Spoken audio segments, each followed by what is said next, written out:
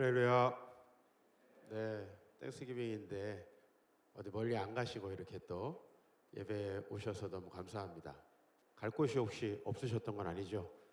갈 곳이 있는데 주님께 예배하는 일을 좀 더 소중하게 선택해 주신 분들과 만나는 것 같습니다. 평소 같으면 뭐 훨씬 많은 분들이 계셨을 거라고 생각이 드는데 저도 이번에 처음으로 땡스기빙 기간에 이렇게 미국에 있게 됐는데요. 지난주 말에는 산호세에서 부흥회하고 이 땡스기빙 기간을 잘 아는 목사님 댁에서 가족처럼 이렇게 기생하면서 지내다가 뉴욕으로 왔습니다. 여러분들 초대해 주셔서 너무 감사하고 또 오늘 만남이 12월 한 해의 마지막 달인데요. 그죠? 뭔가 마지막 정리해야 되는데 그래도 정리할 시간은 좀 남았어요. 첫날이에요. 그죠? 그래서 좀 의미를 그렇게 부여하고 싶습니다. 옆에 있는 분들에게 마지막 달이지만 첫날입니다. 이렇게 인사하겠습니다. 네, 11개월 동안 싸우셨던 분들 한 달 동안이나 화해의 기회가 있습니다. 그죠? 12개월 동안 좀 일이 많이 밀려 있으신 분들 한 달 동안 뭔가 만회할 수 있는 기회가 있을 것 같고요. 특별히 새롭게 또 선교관을 이렇게 하나님께서 주셨다라고 말씀 들었습니다. 굉장히 감사한 것은 저도 지금 19년째 저희 교회 목회하고요. 좀 뭐 이 맨하탄하고 비교하긴 그렇습니다만 저도 이제 서초구에서 개척을 해서 16년째 만에 저희 소유의 이렇게 또 예배당을 저희도 이렇게 주셨는데 너무 그런 그림들이 이렇게 비슷하게 되고 여기 와서 이제 선교관 주셨다는 말씀을 제가 듣게 됐습니다. 그래서 너무 축하드리고 감사하고 더 큰 도약과 하나님의 큰 사명을 감당하는 그런 계기가 되리라 믿고 또 여러분 교회를 통해서 행하시는 일들은 다 나눠줘서 각 가정과 어린 생명들에게도 비전과 소망이 되잖아요. 그런 놀라운 도약이 있길 축복합니다. 기도하겠습니다. 하나님 감사합니다.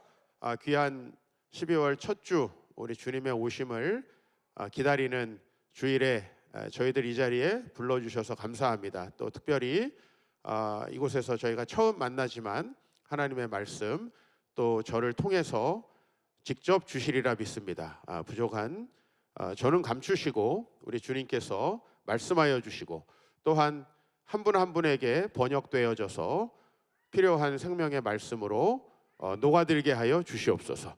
오늘 특별히 여러 어려움과 환난 중에 또 이 한 해를 마무리해야 되는데 많은 마음의 부담감과 또 밀린 일들로 저희에게 정말 복잡한 마음이 있다면은 하나님 오늘 이 시간에 정말 이 한 해를 잘 정리할 수 있는 새 마음 주시고 또 그 계기로 저희가 지금까지 살아왔던 모든 과거를 주님 앞에서 정리하고 우리 내년을 준비할 때는 정말 새 마음, 새 삶으로 하나님께서 더욱 크게 도약시켜 주시기를 소망하고 이 말씀 함께 나누게 하여 주시옵소서.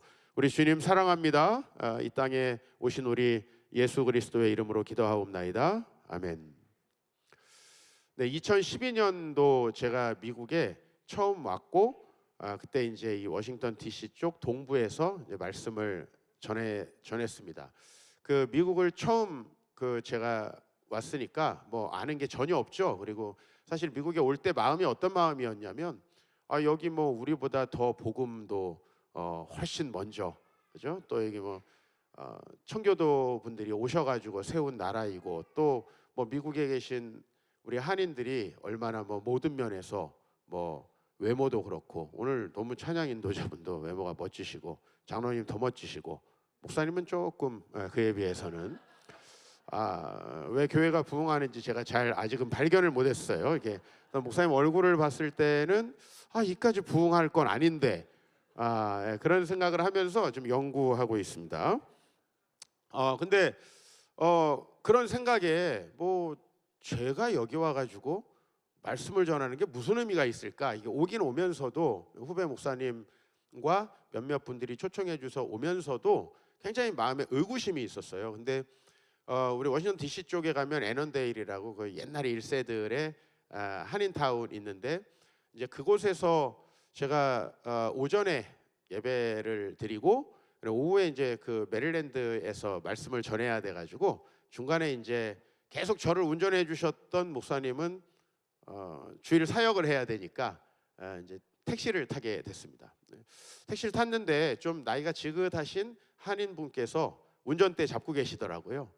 뭐 처음 미국에 왔고요. 저는 사실 지금도 이렇게 미국에 와서 한 분 한 분을 만나면 어떻게 여기에 오시게 됐는지 이렇게 다 물어보고 싶어요. 왜냐하면 저는 이제 한국에서만 살았으니까 어떤 마음으로 이렇게 이곳까지 이렇게 오시게 됐는지 너무 궁금하고, 그래서 이제 그 아저씨 뭐 하고 이제 한 1시간 반 이상 가야 되는데 그냥 맹숭맹숭 가기, 그래서 딱 타자마자 어떻게 미국에 오시게 됐습니까? 이렇게 질문을 했습니다. 그리고 이제 굉장히 제가 평소와는 다른 방식으로 그 대화가 진행되게 됐는데요. 제가 이름 딱 보시면 알겠지만은 말이 많은 사람입니다. 말이 많은 사람은 요 코 위쪽보다 아래쪽이 발달을 하거든요. 그래서 좀 돌출하는 경향도 있어요. 저는 어렸을 때부터 그랬고 어디서나 누가 날 봐도 하관으로 기억합니다. 잊어버리지 못해요. 예. 근데 제가 그날 택시를 타서 그 목적지에 도착할 때까지 한마디도 제 얘기, 이름 석자 얘기 못하고 그 아저씨가 모든 오디오를 독점하셨어요. 그리고 이제 제가 할 수 있는 건 이제 네, 그러셨어요. 이런 추임새. 예, 그죠? 원래 이제 장구나 이런 게 감당하는 거잖아요. 추임새. 그런 추임새만 제가 이렇게 넣다가 그 도착을 하게 됐는데, 그 도착을 할 때쯤에는 제 느낌입니다. 차 속도도 좀 늦어지고, 전 길을 모르잖아요. 좀 길을 돌아가는 것 같은 느낌도 좀 들었습니다. 저는 2시 예배를 인도해야 돼가지고 마음이 급한데 그 아저씨는 저하고 좀 더 얘기하고 싶은, 한번 유추해 보면 지금 그 나이에 아내분이 말을 들어줄 것 같지는 않습니다. 그죠? 가정에서 자녀들이 아마 말 안 들어주겠죠? 그죠? 사춘기 정도만 되면 벌써 아빠는 투명 인간이잖아요, 거의. 그죠? 있으나 없으나 저희 애들도 제가 뭐 해외를 자주 나가기도 하지만 제가 한국에 있는지 아닌지를 잘 모를 때도 있습니다. 우리 아이들이. 그리고 아빠 들어왔어? 이랬는데 어느 날은 엄마한테 아빠 어디 갔어? 그럼 그때 나가 있고 뭐 이런 경우가 있거든요. 아마 그분도 뭐 비슷하지 않았을까? 그리고 이제 하고 싶은 이야기도 많이 있으셨던 것 같아요. 그 아저씨의 이야기의 첫 부분은 한국에서 이제 사업이 어려워진 얘기부터 시작을 하셨습니다. 그리고 그때 당시에만 해도 이제 우리가 이 미국 오는 게 어떻게 보면 천당 가는 것보다 어려운, 용산에서 줄 쫙 서가지고 이제 비자 받아야 되고 거기서 리젝 당하면 뭐 총국문에 리젝 당하는 것 같은 그런 이제 그런 시기였잖아요. 그래서 이제 뭐 사업도 망하고 경제력이 어려우신 분이 미국 올 수 있는 방법이 없으니까 브로커, 속칭 브로커를 통해서 이제 미국에 들어오게 되신 얘기부터, 그리고 뭐 불법 체류자도 사랑은 해야 되잖아요. 여기 와서 이제 아내를 만나서 결혼한 얘기부터 도착할 때쯤에는 이제 둘째가 아이를 낳는 얘기가 이제 진행되고 있었는데요. 어쨌든 그렇게 그 과거를 쫙 이야기해 주는데 지금도요, 저는 미국에 와서 이렇게 말씀을 전하고 올해도 제가 이제 3번째 지금 미국에 오는데요. 참 그때 그 아저씨의 이야기가 도움이 많이 됩니다. 그런 과정들, 또 유사한 과정들, 뭐 물론 요즘 젊은 분들 또 이 뉴프런티어 성도들은 아마 좀 다른 경로로 이곳에 오셨겠지만 그래도 우리에게는 다 이야기가 있을 것 같아요. 오늘 여러분들과 제가 만약에 계기가 주어져서 커피를 한 잔 마시면서 제가 여러분 어떻게 여기에 오시게 됐습니까? 혹은 좀 한 걸음 더 나가서 약간 부부싸움 한 것 같이 보이는 부부에게 어떻게 결혼하게 됐습니까? 좀 촉이 있거든요. 그렇게 물어보면은 아마 굉장히 다양한 스토리가 있을 것 같고 제가 또 상상하지 못하는 어떤 이야기들이 있을 것 같아요. 우리는 이제 그런 과거의 이야기를 가지고 있고 그 뭐 평소에는 아마 혼자 과묵하게 운전하실 만한 그 아저씨가 그 모든 오디오를 독점할 정도로 할 얘기가 많았는데 실제로 뭐 우리 중 어느 누가 그렇게 할 얘기가 없을까요? 그냥 안 할 뿐이겠죠.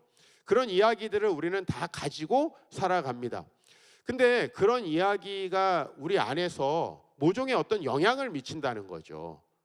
제가 새가족들을 만나면 마음을 좀 쉽게 여시는 분들은 첫날부터 본인이 지금까지 살아오면서 어떻게 교회를 오게 됐는가 하는 이야기들을 하십니다. 그런데 보통 그런 그 과거의 이야기를 통해서 이제 저는 대충 예상을 하게 됩니다. 아, 지금의 삶의 상황이 어떻겠구나라는 거죠. 예전에 힘들고 어려웠던 삶을 살았던 분들이 반대로 지금은 굉장히 괜찮게 살아가는 경우가 사실 되게 드뭅니다. 상처가 많고 과거에 고난이 많고 환난이 많았던 분들, 좀 저는 역전승을 좋아하거든요. 그런 분들이 복음 만나가지고 예수님 만나가지고 정말 드라마틱하게 변화돼서 간증의 자리에 섰으면 좋겠는데, 대부분 그런 상처와 아픔이 있는 분들은 교회에 와서도 또 상처와 아픔이 있는 경우가 많고요.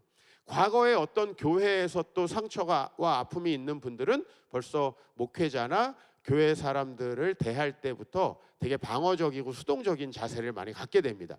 직장에 가서도 마찬가지인데요. 과거에 선생님이나 아버지와 같은 권위자와 관계가 어려웠던 분들은 직장의 상사와 좋아지면 얼마나 좋겠어요. 그죠? 근데 대부분은 그것이 이어진다는 거예요.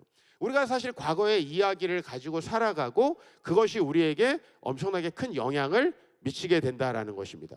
그런 의미에서 제가 오늘 여러분들에게 이제 요셉이 결혼해서 둘째를 낳는 장면까지 소개된 이 본문을 오늘 읽었습니다.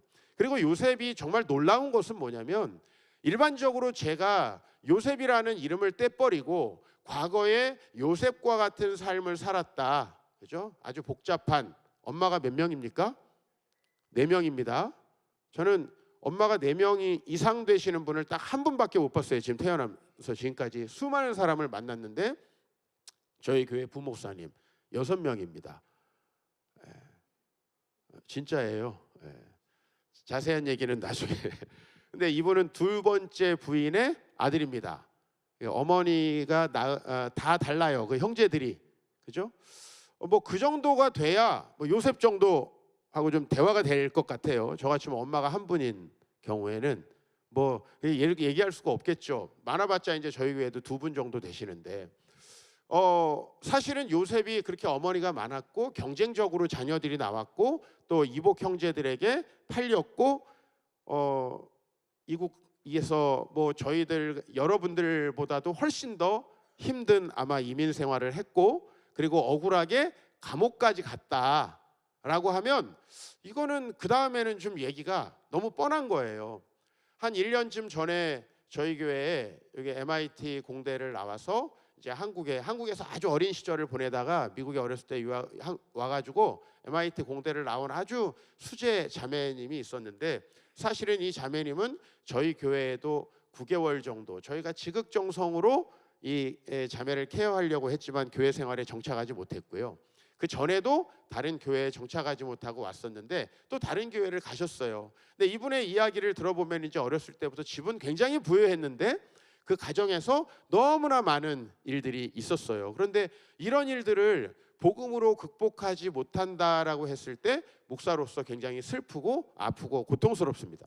그러나 이 요셉 이야기가 저희에게 굉장히 소망이 되는 건 뭐냐면, 요셉은 그렇게 억울하게 감옥 생활까지 했는데도 불구하고 굉장히 하나님의 계획을 이루어내는 멋진 삶으로 소개가 된다는 거죠. 뭐 총리가 되고 높은 자리에 올라갔다, 이건 별로 중요하지 않은 것 같아요. 하나님께서 그에게 계획한 일들을 충실하게 이루고 오늘 살았다는 거죠.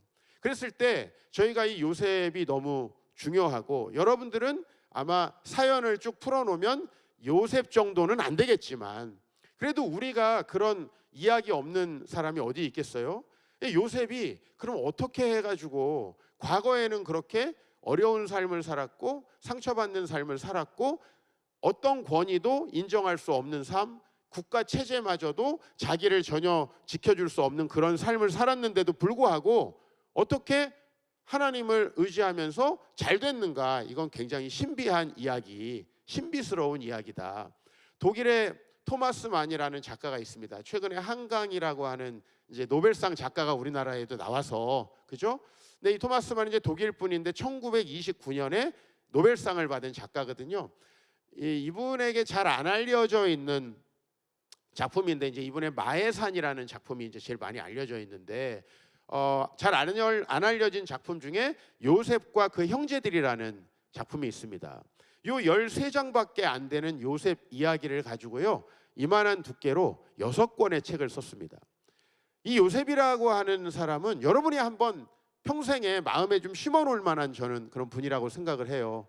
너무나 많은 것을 상상할 수 있고 우리의 신앙에 너무 많은 영향을 줄 수 있는, 그가 이제 그 어려움을 딛고 총리가 되어서 첫 번째 아들을 낳습니다. 그리고 우리 41절 아까 읽었는데 이 정도 맥락에서 그 말씀 다시 한번 읽어보면 좋겠습니다. 시작. 하나님이 나의 온갖 고난과 아버지의 집 생각을 다 잊어버리게 하셨다 하면서 맏아들의 이름을 므낫세라 지었다. 여러분, 자녀들의 이름 지을 때 혹시 여기 자녀들이 있으시다면, 혹은 자녀가 없다면 나는 나중에 자녀를 이렇게 짓겠다라고 생각할 때 가장 우리는 의미심장한 이름을 지으려고 하지 않겠어요? 이제 저도 셋째, 넷째 이렇게 가다 보니까 조금 이제 의미를 많이 두지 않게 되더라고요. 이렇게. 그리고 이제 교회에서 집에 가다가 한 명이 빠졌네. 유아실에서 자고 있는 거 가서 데려온 적도 있고. 근데 첫째는 조금 다른 것 같아요. 진짜 뭔가 의미를 둬서 뭐 이 아이에 대해서 모든 것을 이게 집중시키잖아요. 근데 요셉이 첫 번째 아들의 이름을 지으면서 뭔가 우리 인생에 너무 놀라운 힌트를 주는 거예요. 나의 온갖 고난과 아버지의 집에서 있었던 모든 일을 잊어버리게 하셨다. 므낫세라는 이름의 뜻은 여러분이 성경을 보시면 므낫세하고 여기 난외주가 돼 있어요. 그리고 밑에 잊어버림이라고 돼 있어요. 쉽게 말하면 제가 하나님과의 관계 속에서 저도 아이들을 낳았잖아요. 그러면 뭐 이 요셉의 아버지 같은 경우에는 첫 번째 아들을 낳았을 때 그 자녀가 이제 엄마 레아의 자녀였어요. 그리고 르우벤이라고 지었어요. 아들이다. 내가 남편의 사랑은 라헬보다 받지 못하지만 하나님께서 나에게 아들을 주셨다. 그 자체로 감격하는 그런 이름이거든요. 근데 이런 이름은 좀 이해가 되죠, 여러분. 근데 아들을 낳자마자 이 망각. 저로 말하면 자식을 망각이라고 지은 거예요. 이건 뭐냐면 요셉이 왜 인생에 하나님의 뜻과 계획을 이루어가는 멋진 삶을 살아갈 수 있었느냐. 물론 이때 끝난 건 아니에요. 그러나 요셉은 과거를 완전히 뒤집는, 우리 대한민국이 20세기에 왜 모두에게 주목을 받습니까? 그리고 잘 살다 보니 우리 또 트럼프 형님이 방위비 인상한다고, 그죠? 머니 머신이라고. 기분이 좋다가 나쁘다 그래요, 그죠? 여러분들에게 누가 한 100만 불만 빌려주세요. 빌려줄 수 있잖아요. 기분 어떠세요? 아니, 아무도 그렇게 얘기를 안 해가지고 상상이 안 돼요. 100불이라고 할까요? 100불로? 그렇게 얘기할 때 저도 가끔 예전에 다른 목사님들이 목사님 제가 상황이 어려운데 돈을 좀 빌려주세요. 그러면 나를 호구로 보나? 뭐 이런 생각도 들다가 내가 좀 있어 보이나? 뭐 기분이 그렇게 나쁘지 않더라고요. 돈이 너무 없어 보여가지고 준다는 것보다는 기분이 좋더라고요. 근데 이 요셉이요, 지금까지 살면서 내가 왜 하나님의 은혜로 여기까지 올 수 있었는가라고 할 때 그 비결을 므낫세라고 이야기를 한 거죠. 그렇죠? 잊어버린다. 근데 여러분, 사실 우리가 기억하려고 막 하는 거 기억 잘 나나요, 안 나나요? 예를 들면 영어 단어, 예를 들면 수학 공식, 미적분 공식 잘 기억나나요? 아마 안 날걸요. 수능에 다 맞은 분들도 지금 잘 기억 안 나실 거예요, 문과들은. 근데 기억 안 하려고 하는 거 잊혀지나요? 잊으려 해도 뭐 이런 식으로, 그죠? 그리고 맨날 기억해야 되는 그 사람은 기억 잘 안 나고 잊어야 되는 옛날 사람 막 기억하고, 그러면 안 되겠죠, 그죠? 지금 사람이 기억내야 돼. 근데 사람이 그래요. 왜 그런가? 이 사람은 뇌까지 타락했다. 좀 기억할 걸 딱 기억나면 얼마나 좋아요. 그리고 기억 안 해야 될 거는 딱 기억 안 나는 거예요. 예를 들면 내가 평생에 살면서 좀 상처받는 이야기, 좀 나를 정말 비난하는 이야기 싹 잊어버리면 얼마나 좋아요. 예를 들면 목사님은 나번에 유해진 닮았는데요, 뭐 이런 거 이런 얘기 전 엄청 많이 듣고 살았는데, 목사님, 사모님이 목사님 때문에 힘들 것 같아요. 뭐 이런 얘기 저는 그런 얘기 이제 많이 듣고 살았는데, 이런 얘기는 좀 잊어버리고 어느 날 그냥 립 서비스 잘하는 성도님이 목사님 너무 멋있어요. 근데 이런 얘기는 잘 기억이 안 나요, 사실. 안 좋은 얘기가 기억나는 거예요. 왜 이렇게 우리 기억까지도 타락했을까? 그리고 그렇게 기억하려는 거는 왜 이렇게 기억이 안 나는 거예요? 그죠? 예, 그 비밀이 뇌과학자들의 책에 보니까 있더라고요. 우리 이제 평소에 많은 분들을 만나고 많은 일들을 겪잖아요. 그러면 이제 그걸 다 기억할 수 없다는 거죠. 이 뇌가 효율성을 위해서 이제 우리 뭐 이메일도 휴지통으로 들어가는 게 있고 장기 기억하는 게 있듯이 이 뇌도 그런 것들을 잘 때 그런 작업들을 한다는 겁니다. 그러면 무엇을 기억의 기준으로 삼느냐라는 거예요. 여러분 잘 들으셔요. 뭘 기준으로 삼냐면 감정이 얼마나 동반됐는가에 대해서. 여러분 누가 남편이 여러분에게 사랑해 그러면 뭐 감정 좀 잔잔하죠? 너 같은 애랑 도저히 못 살겠어. 그럼 감정이 이렇게 요동치죠? 뭐가 기억나냐면 이게 기억이 나는 거예요. 이 뇌는 이건 되게 중요한 사건이야. 그래서 제가 만약에 지금 교육자의 길을 걸었다면 수치 기억법이라는 어떤 학습법을 만들었을 것 같아요. 야, 이것도 뭐지? 이 돌대가리야? 그래서 비난을 하는 거예요. 어떤 영어 단어를 못 외울 때 절대 안 까먹습니다. 그 단어. 예? 패러슈트를 몰라? 너 같은 쓰레기가 무슨 공부야? 막 이렇게 하면은 내가 패러슈트 때문에 하다 기억 안 하는 거예요. 그렇죠? 설교도 좀 더 자극적일 필요가 있어요. 자극적일 뭐 이런 우리는 쓰레기예요 다. 우리 같은 사람이 무슨 예수를 믿습니까? 다 죽어야죠 우리는. 이런다면 예수님 은혜 살짝 얘기하는 거예요. 그러면 왠지 그런 설교 엄청 잘 기억하잖아요. 보통 굉장히 은혜롭고 점잖게 설교하시는 분들이 굉장히 힘들어하는 게 뭔지 아세요? 너무 많은 분들이 잔다는 거. 굉장히 목사들이 자극적이 될 수밖에 없는 거예요. 저도 지금 좀 자극적이 돼가고 있네요. 자극적이 될 수밖에 왜냐하면 자극적으로 하면은 이상하게 안 자고 기억도 잘해요. 물론 이제 나쁘게 기억하는 게 문제인데.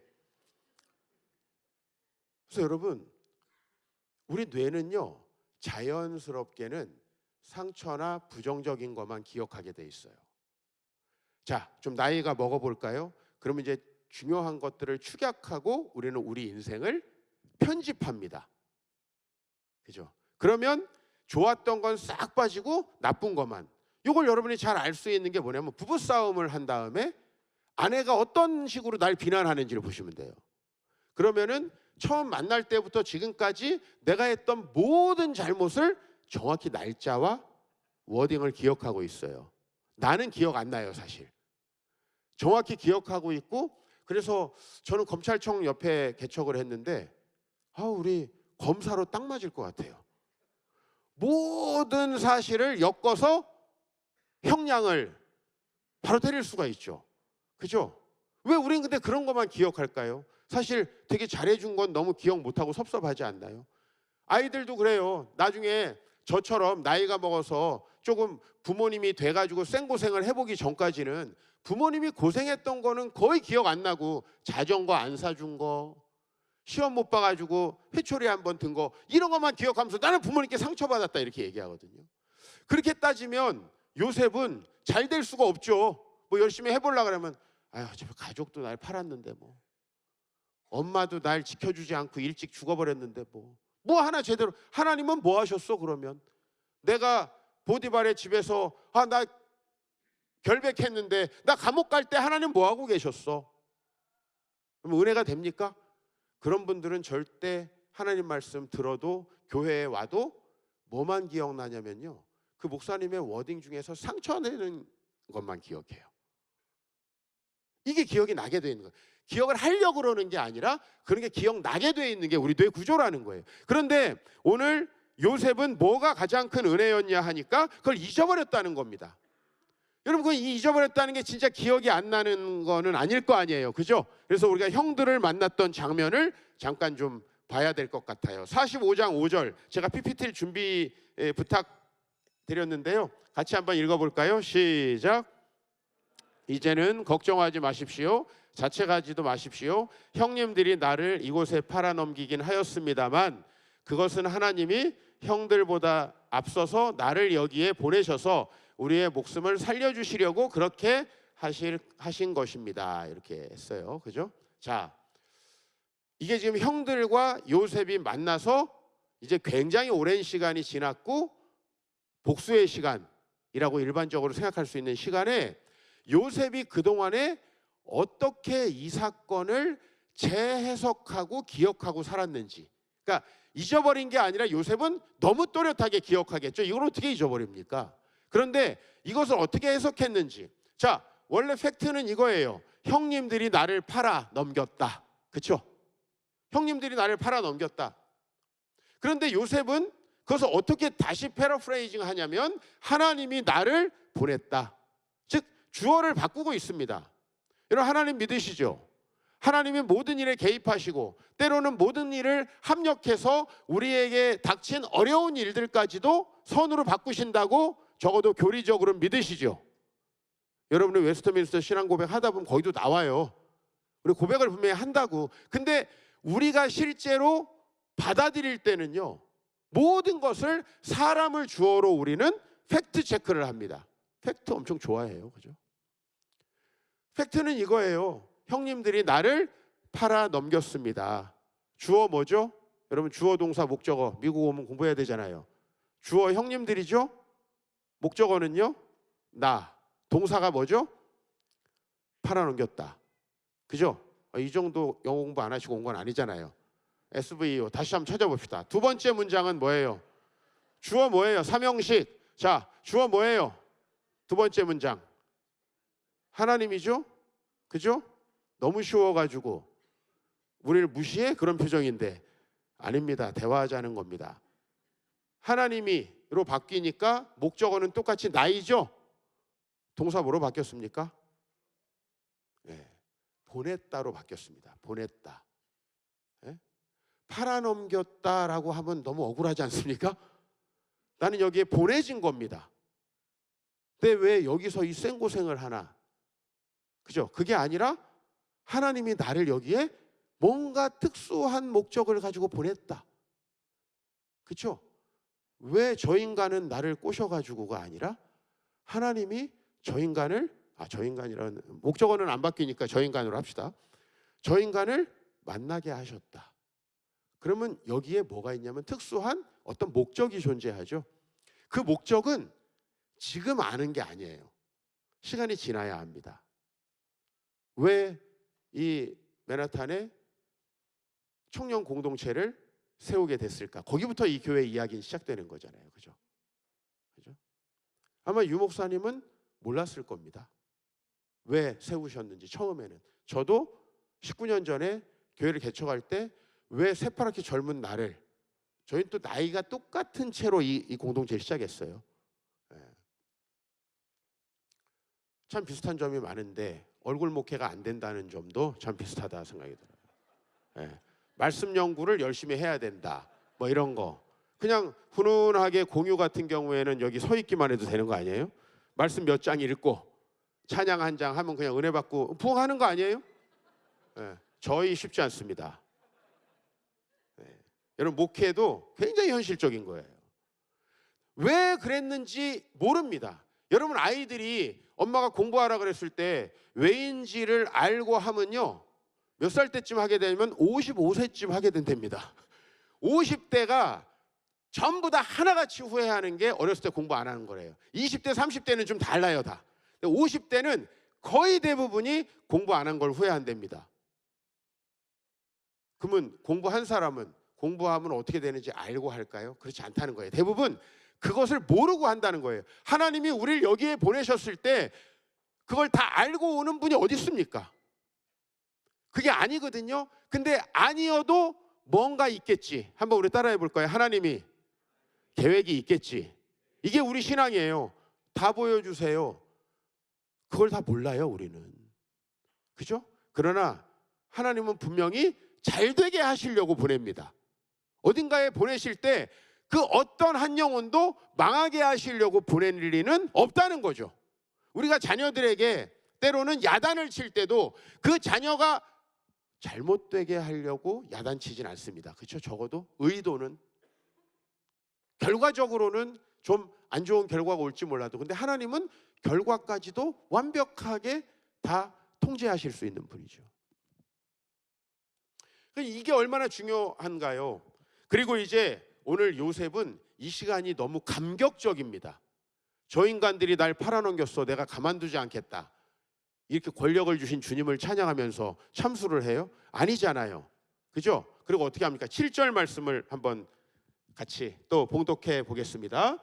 하나님이 나를 형님들보다 앞서서 보내신 것은 하나님이 크나큰 구원을 베푸셔서 형님들의 목숨을 지켜주시려는 것이고 또 형님들의 자손을 이 세상에 살아남게 하시려는 것입니다. 이 말씀은요, 지금 알게 된 거예요. 지금 형님들을 만날 때, 아까 나를 보내셨겠지까지는요 예전부터 하고 있던 생각이에요. 왜? 그렇지 않았다면 우리는 요셉의 그 남다른 생활 태도를 이해하기 어려워요. 종으로 잡혀갔던 사람이, 그 상처 많은 사람이 어떻게 주인의 눈에 들게 성실하게 일하나요? 그거 쉽지 않거든요.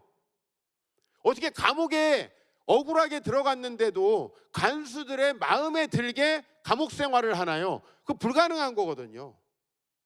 하나님이 보내셨다라는 그 의식이 없으면 안 되거든요. 목사님과 어제 식사를 하면서 부르심에 대해서 이야기했습니다. 우리가 버틸 수 있는 힘이 뭔가?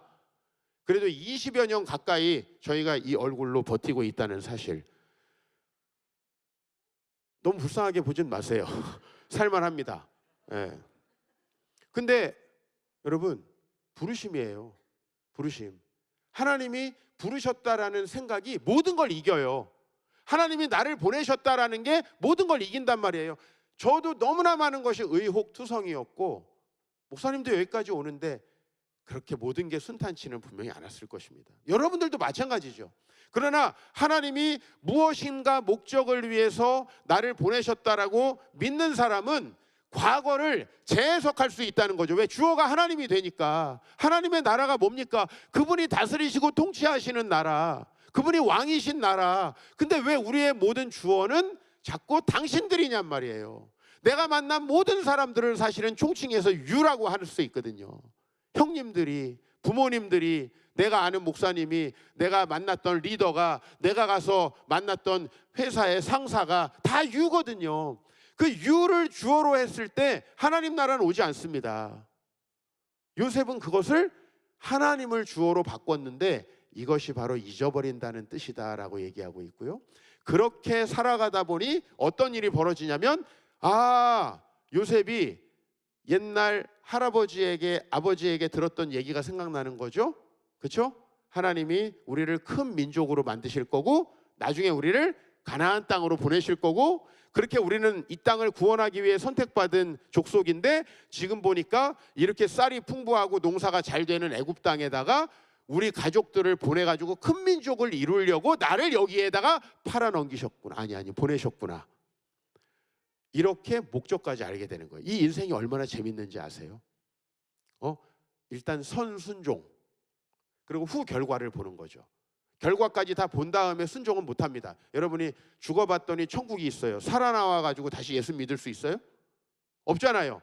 선 믿음이에요. 선 순종이에요. 그거밖에 없는 거예요. 다른 방법이 있을 수가 없어요. 왜냐하면 우리는 결과를 보고 하기엔 늦어요.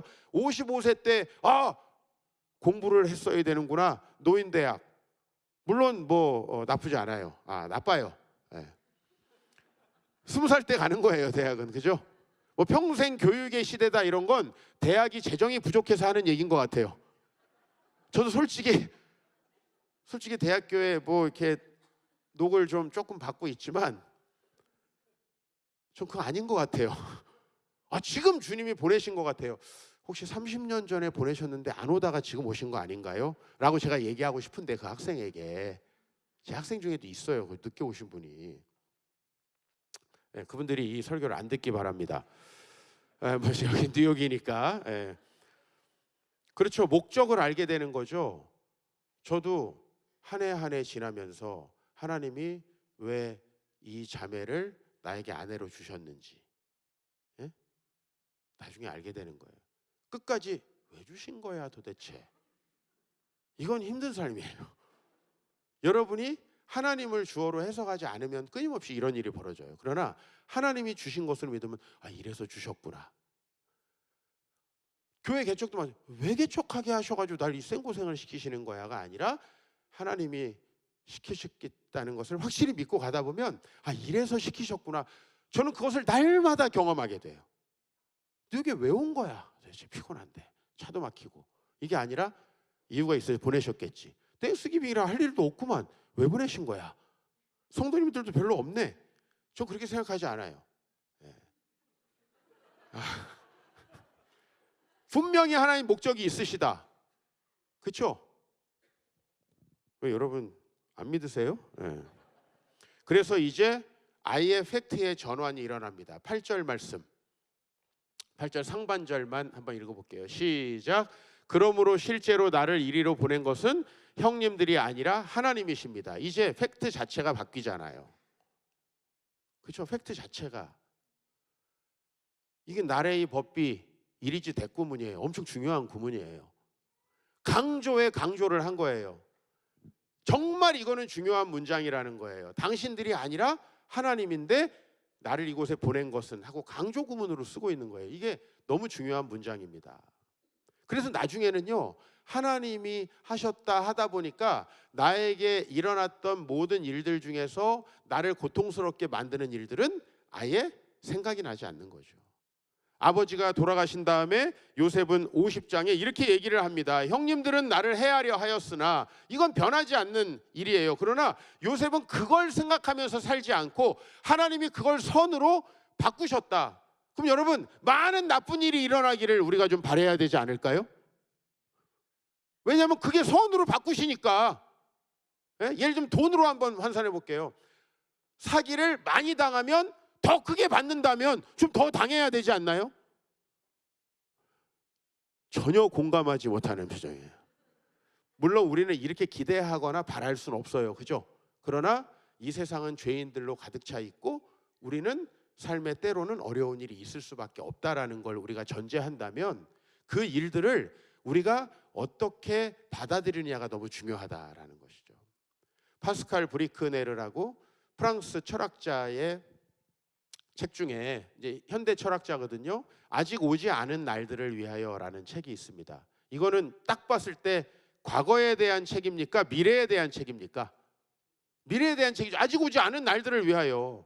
근데 이 사람이 그 책에서 정말 이 말씀이 딱 생각나게 하는 구절을 말하는 거예요. 그게 뭐냐면 사람은 자꾸 미래를 창조하려고 한다는 거예요. 근데 사람은 절대 미래를 생각한 대로 되지도 않고 미래를 원대하게 계획 세운다 그래서 그게 되는 게 아니라는 거예요.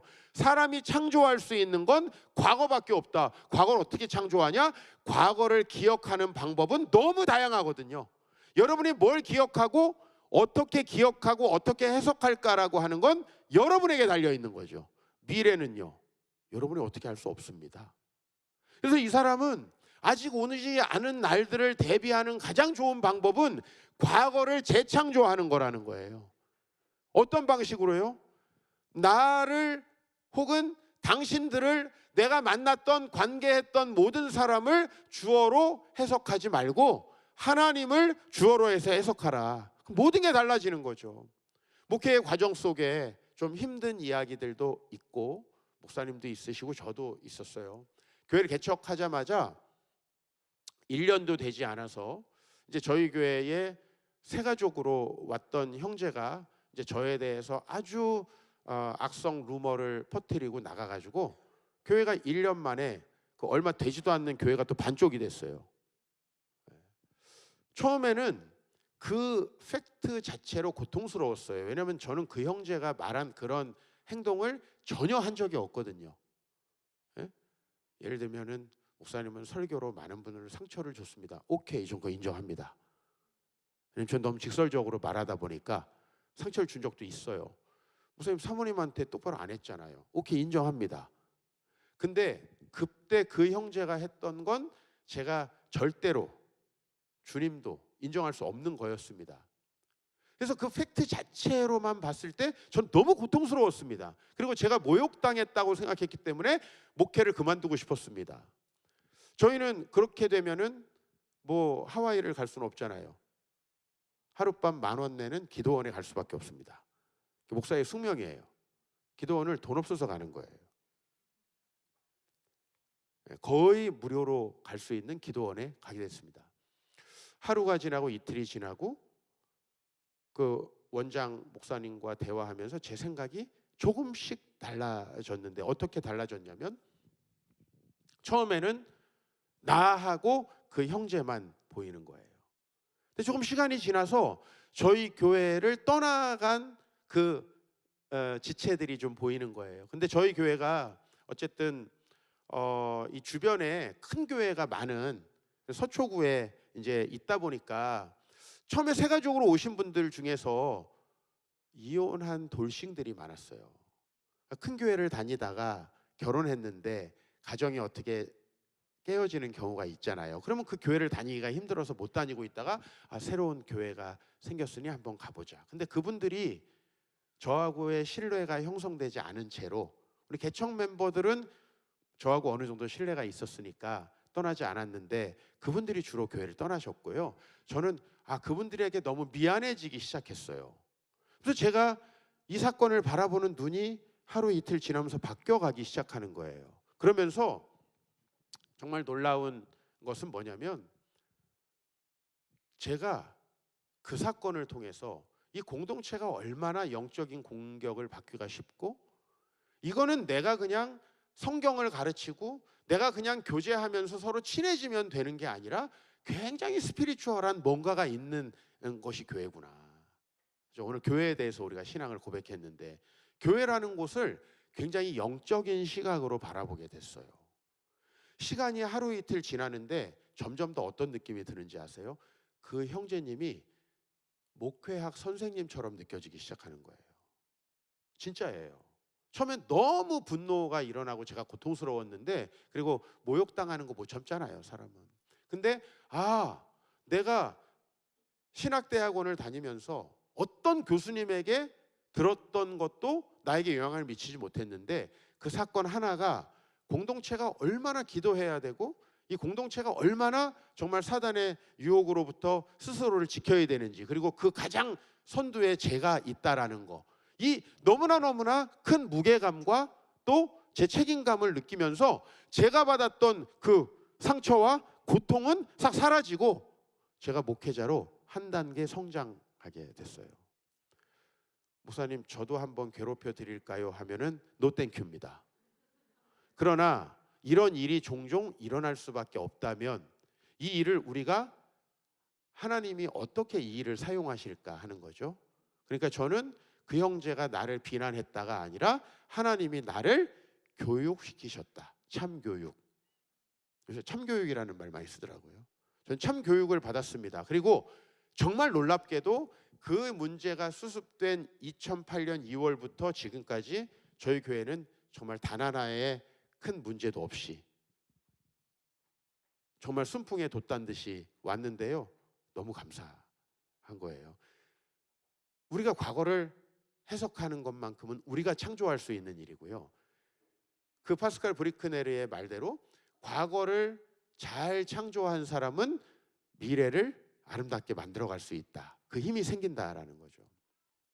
여러분들, 힘든 일이지만은 우리가 올 한 해의 마지막 달에 있습니다. 이 한 해에 있었던 일들, 이제 우리가 지금까지 쫙 살면서 여러분에게 영향을 미치고 있는 그 모든 과거의 일들을 하나님을 주어로 한번 새롭게 묵상해서 이 한 달 동안 여러분들이 생활해 보시면 어떨까 하고 제안 드리고 싶습니다.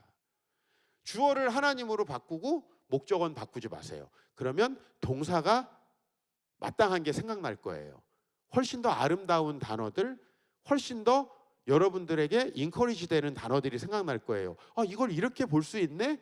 그러다 보면 용서가 되는 거예요. 용서는 절대 불가능한 영역입니다. 더 글로리 보시면 알잖아요. 용서는 절대 불가능한 영역입니다. 그런데 요셉은 용서하려고 노력하지 않았어요. 하나님을 주어로 해석하고 살았어요. 이제 총리쯤 됐으니 하나님의 뜻이 이루어졌으니 복수할 필요조차 없어지는 거죠. 말씀을 마칩니다. 과거를 재창조하는 것이 결국은 므낫세였고, 그리고 요셉은 둘째 아들의 이름을 에브라임이라 짓는데, 그것은 바로 내가 수고한 땅에서 번성하게 하셨다라는 뜻이다. 오늘 말씀의 52절이죠. 우리는 항상 먼저 에브라임 되고 싶어 하는 것 같아요. 잘 되려고 하는 것 같아요. 근데 여러분, 내 과거가 나를 계속 지옥으로 끌어당기고 있습니다. 그러므로 우리가 아무리 날아가려고 해도 이 문제 해결하지 않으면은 에브라임은 없다라는 얘기를 하고 있는 거죠. 이 순서가 얼마나 놀랍습니까? 요셉이 첫째 아들을 에브라임이라고 짓고 싶어 하지 않았을까요? 잘 되라! 야, 너 잘 되라! 성공해라! 창성해라! 근데 요셉은 첫 번째 아들의 이름을 잊어버려라. 다시 말하면 하나님을 주어로 재해석하고 살아라. 그러면 잘 될 것이다.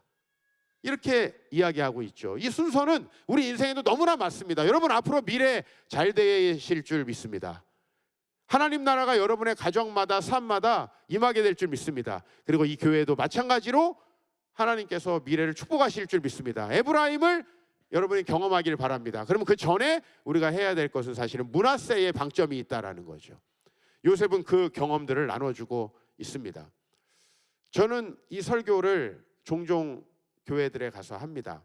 그런데 설교할 게 없어서 뭐 똑같은 설교를 하는 것도 있지만, 저는 우리 막내 아들을 생각하면서 늘 이 설교를 합니다. 저는 자녀가 넷인데 셋은 제가 제 아내와의 사이에서 낳고, 하나는 다른 여성과의 사이에 난 게 아니고 다른 부모가 낳은 아이를 저희가 입양을 했습니다. 이 설교를 사실은 그 아이를 제가 딱 지금 4년 됐거든요. 2020년 12월에 저희 집에 왔고 5살 때 왔기 때문에 과거의 기억이 뚜렷합니다. 그 기억이요, 시간이 지날수록 더 또렷해지더라고요. 어렸을 때는 이게 지금 무슨 시츄에이션이지? 잘 모르다가 초등학교에 들어가니까 자기가 입양됐다는 사실도 정확하게 입양이라는 워딩으로 말하기 시작하더라고요. 이 아이에게 해석이 얼마나 중요할까라는 이야기를 여러분에게 좀 예로 들려드리고 싶어요. 이 아이가 계속 나의 이 기구한 운명 절대 바꿀 수 없잖아요. 그죠? 제가 그 아이가 우리 집에 오기 전에 사진을 모자이크해서 우리 집 이렇게 출입문에 딱 놔뒀습니다. 어느 날 누나하고 그 사진을 들여다보다가 나도 다시 아기로 돌아가서 엄마 뱃속에서 나오고 싶다라고 얘기해요. 가능한가요? 팩트를 바꿀 수는 없거든요. 그러나 저는 우리 아들이 앞으로 하나님이 나를 이 가정에 보내셨다라고 믿고 살다 보면, 하나님을 만나게 하시려고 목사님 가정에 보냈구나. 그죠? 아이고, 내가 혼자 있으면 막 외동으로 외로울까 봐 형 누나들 3명이나 있는 집에 보냈구나. 이러면서 얼마나 그 미래가 아름다워질까라는 생각을 했을 때, 그 똑같은 간절한 마음으로 여러분들에게 말씀드리고 싶어요. 여러분이 그 과거를 하나님을 주어로 해석해낸다면 우리는 용서하고 뭐 상처를 잊으려고 노력할 필요가 없습니다. 그 자체가 잊어버림이기 때문이죠. 여러분에게 그런 축복이 있길 바라고요. 저희 아들을 위해서도 좀 기도해 주시고요. 나아가서 여러분들 정말 모든 과거를 재창조하고 우리 2025년 새해를 아기 예수님과 맞이하시기를 주의 이름으로 축복합니다. 하나님 감사합니다. 귀한 교회 주님께서 세우셔서 놀라운 부흥을 일으키시고 이 땅 가운데 정말 하나님을 바라보며 살아가는 많은 하나님의 백성들을 부르셨습니다. 하나님, 저희가 다시 한번 지금까지의 삶, 또 우리의 어렸을 때부터의 삶을 주님 앞에 내어 맡기고 하나님을 주어로 재해석하며 살아가기를 원합니다. 므낫세의 은총을 입은 우리 사랑하는 성도님들이 다 에브라임의 축복도 누릴 수 있도록 주님께서 은총을 베풀어 주시옵소서. 이 공간에 있는 모든 영혼들, 나아가서 온라인으로 혹은 정말 이 교회에 소속되어 있는 모든 성도님들 그런 영적 부흥이 일어나고 우리를 통해서 살아계신 하나님이 이 땅 가운데 또 온 세계 가운데 증거되게 하여 주시옵소서. 예수님의 이름으로 기도하옵나이다. 아멘.